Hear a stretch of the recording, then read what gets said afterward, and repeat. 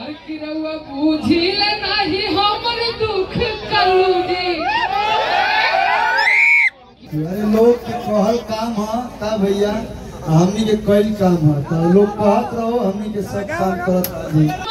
रहते बोल रे भैया कि कवन बात के चिंता। अरे ते हवे बाम हम तो आप लोग उतर जाए, नहीं तो एक्स्ट्रा में हम ही 4 लोग हैं, हम ही लोग उतर जाते हैं। हमने यहाँ नहीं ना। अच्छा कल्लू भाई से कौन लोग बात करना चाहते हैं? खाली करवाओ ना सब लोग।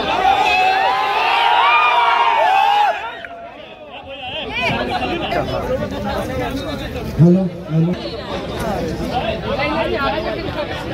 हेलो, सबसे पहले तो जितना लोग जो उपस्थित हुए बस सब लोग के सादर प्रणाम, गोड़ लागत नहीं। एक बार ताली बजा के आप लोग हमको सब। और निखिल भैया और गोलू भाई आप लोग आइए। गोलू भाई कहें भोजपुरी में जितना भी कलाकार बने, कोई भी ऐसा ना हो जो दोनों भाई से परिचित ना हो। आज अपना बल पे, अपना मेहनत पे एगो अलग मुकाम, एगो अलग पहचान आप लोग के घर के बेटा, घर के भाई, घर के भतीजा बना ले बा। तो ही दोनों भाई लोग खातिर जोरदार ताली आप लोग बजा दो। आज जितना कलाकार आप लोग के बीच दिखत है, सब लोग अपना बहन के शादी में आई बा। और भगवान के लीला केहू नहीं के जानत, और बारिश इतना तेज हो गई उनके सामने केहू जीत भी ना पाई।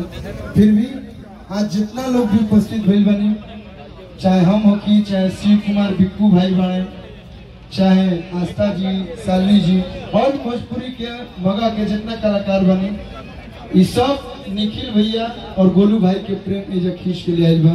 तो चलिए ये फंक्शन भी अब शायद शुरू हो धीरे धीरे, लेकिन जितना लोग आयल बा अब तोहरे बियाह में फिर से हमने के आई जाए। अब के जान रही गर्मी में बरसात हो जाए। बियाह से पहले भैया आज जौन बहन के शादी में हमने आयल बनी, तो जहिया लड़का हुई तो सोहरो बाबे हमने सब कोई आई।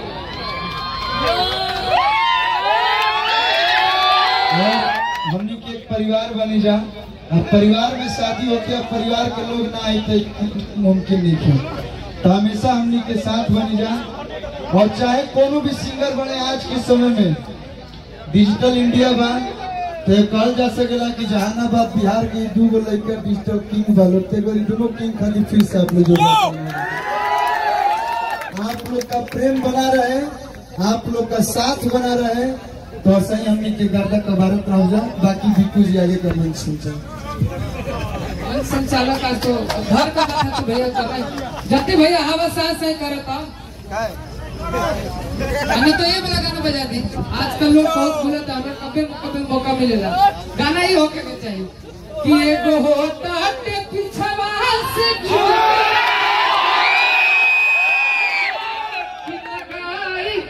चोलिया। कोई भी कुछ कह ले, बाकी तो तू जागरण में जाके गाना खाली गाना लगे बताओ तो घर से गाए कि कौन तारा जी आई कैलस सिलाई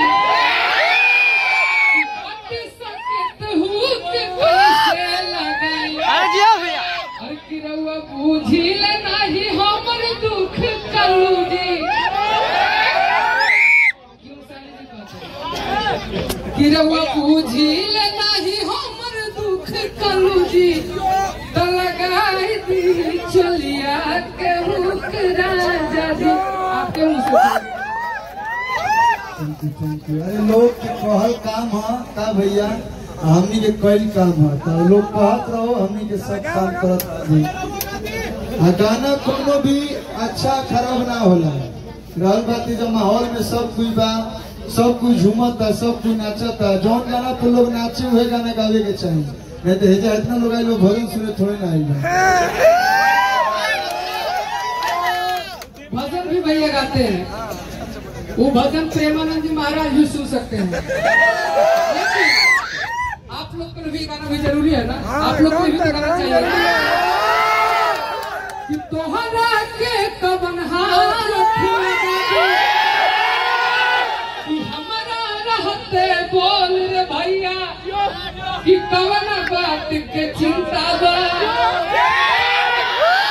तोरा के कवन हाथ लगा दी अजब में भिकुआ जिंदाबाद।